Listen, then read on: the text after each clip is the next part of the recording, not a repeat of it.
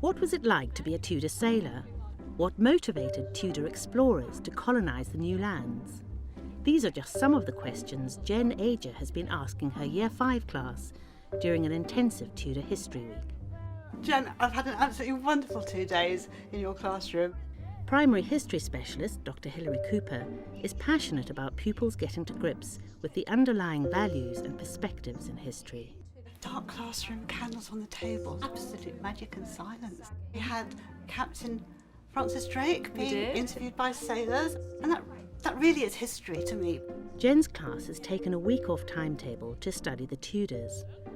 In this depth study, they've used a wide range of activities to learn about attempts to colonise Roanoke and life on board a Tudor galleon. Hot tech. And the children got very involved in making it. It was part of the cross-curricular approach. The thing that comes to mind is the interactive link with the Maritime Museum in Greenwich. They interacted with the camera, they enjoyed it. It was something very powerful to have in the classroom. And of course in the afternoon there was the windy trip down into the wilds of Virginia. They discuss methods to make history fun and accessible in Key Stage 2 and approaches teachers can use to bring moral issues or values into the history curriculum. Values, as you know as well as I do, are supposed to underpin the whole of the national curriculum. And we've decided that history and geography, being humanities, are really the subjects where we should look at how the values are integrated into those subjects. How did you manage to work them into the subject, into a history topic? For the children to recognise the impact that Tudor exploration may have had today, I started thinking of all the values that I thought were specific to that time era. Then along comes Sir Walter Raleigh and says, "I will name this land Virginia after my Queen Elizabeth." I wonder what the native people thought of that. What would you think? They might have been a little bit cross because they'd given it their own name and then he comes along and names it again.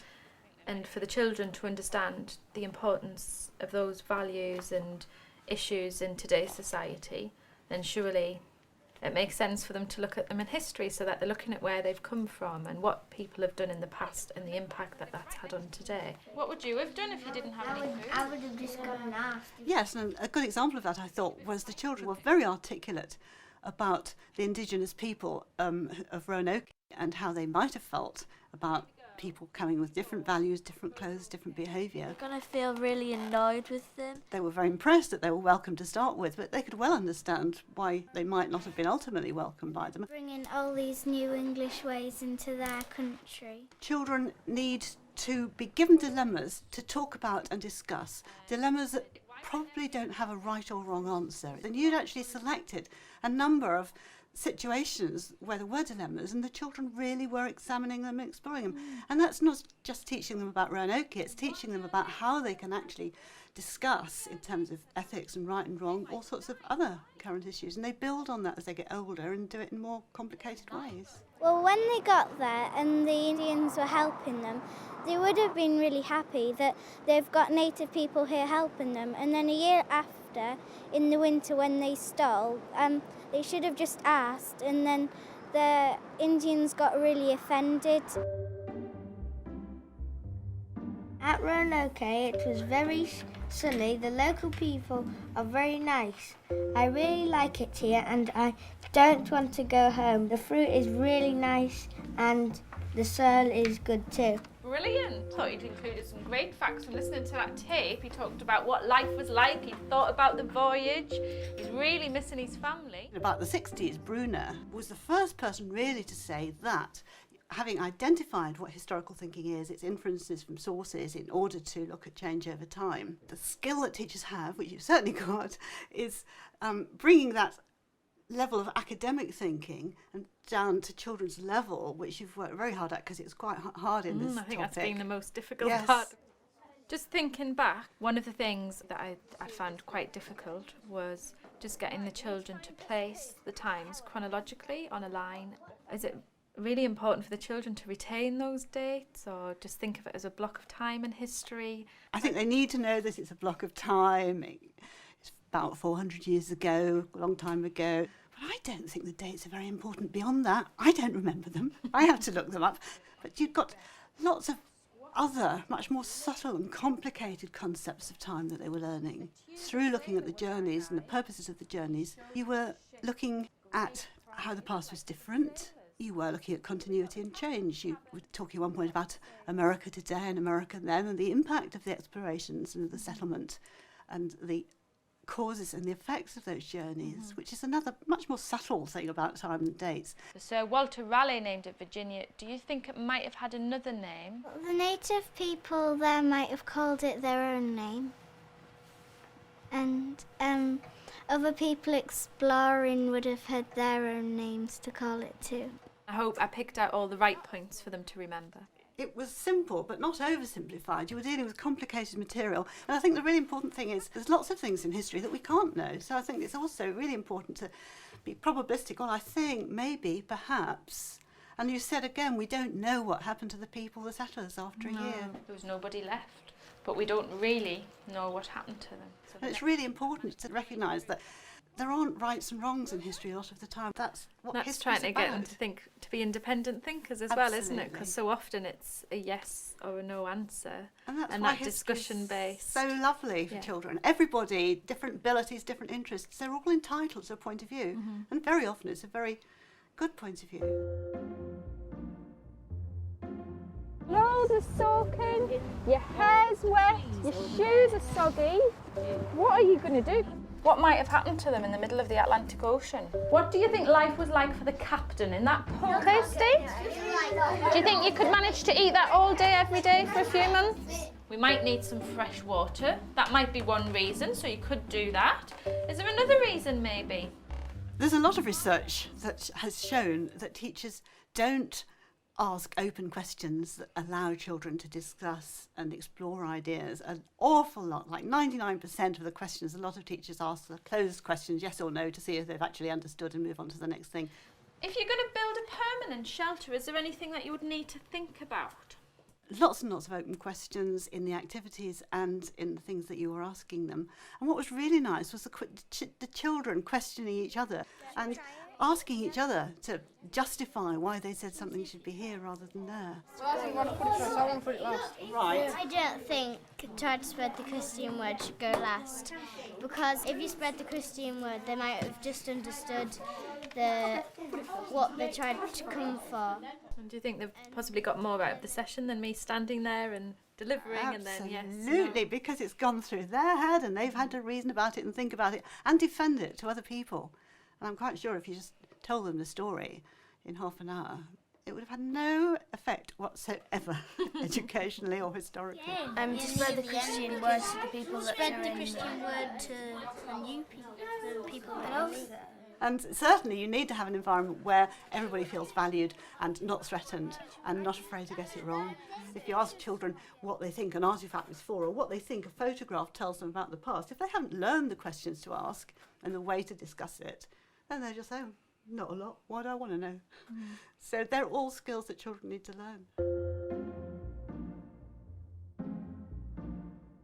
One thing I was really, really pleased to see, Jen, was that you'd blocked out a week of time. You've started this topic before and you're going on afterwards, but you've taken this whole week to really get into this topic. It's actually been a fantastic relief to have a week that, yes, the planning did take some time, but because I'm interested in the planning, that I haven't minded that. But I think if I'd taken these sessions that I'd done and spread it over the half term of 6 weeks, I don't think I would have gotten as many answers or as much enjoyment. I don't think they would have remembered some of the issues we'd discussed or some of the stories and some of the themes.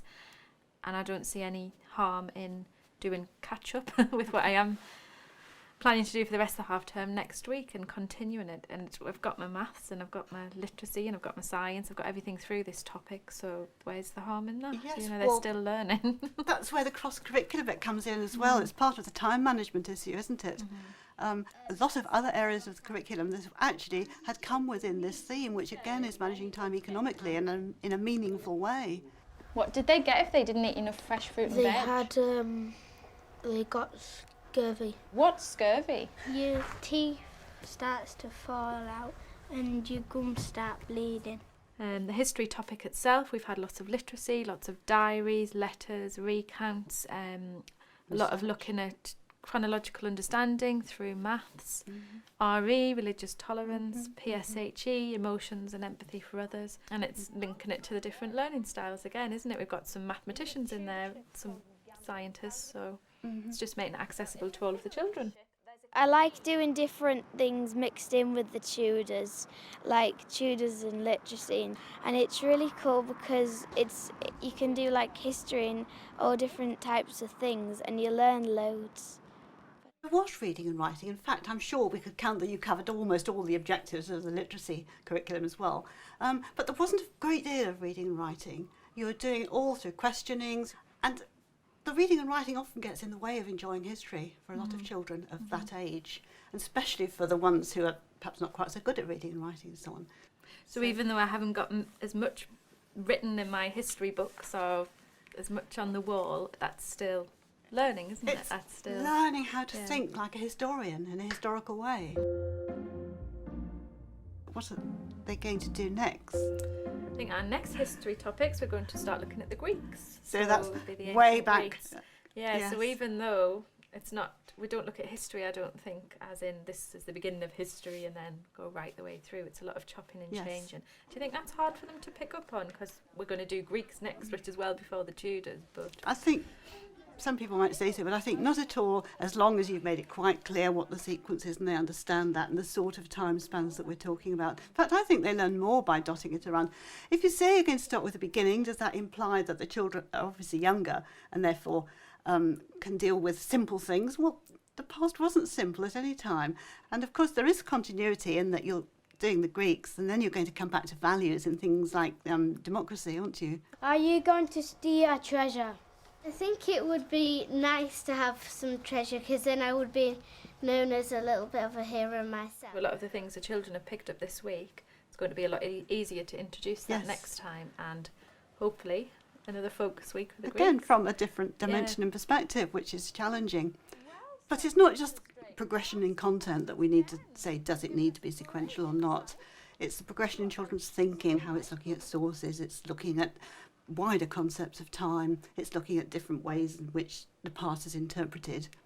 And it's the thinking they bring to bear on those questions, because it's so complex in history. There are so many strands of historical understanding, depends on the difficulty of the questions, the difficulty of the sources. But if you're actually teaching them to think in a historical way, then they're bound to be progressing. The amazing thing about you is that you're a PE specialist with children about to go and play at Wembley, and yet you've done all this wonderful history work. Have you enjoyed it yourself, or has it just been something that you have to do?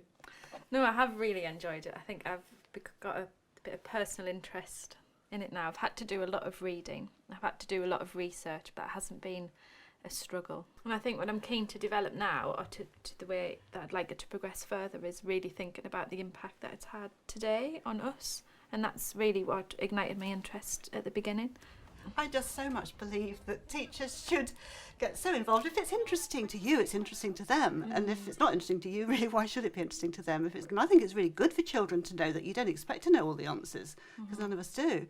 So it's just generating those questions in my mind as well. Which are Yeah. interesting too. Yeah.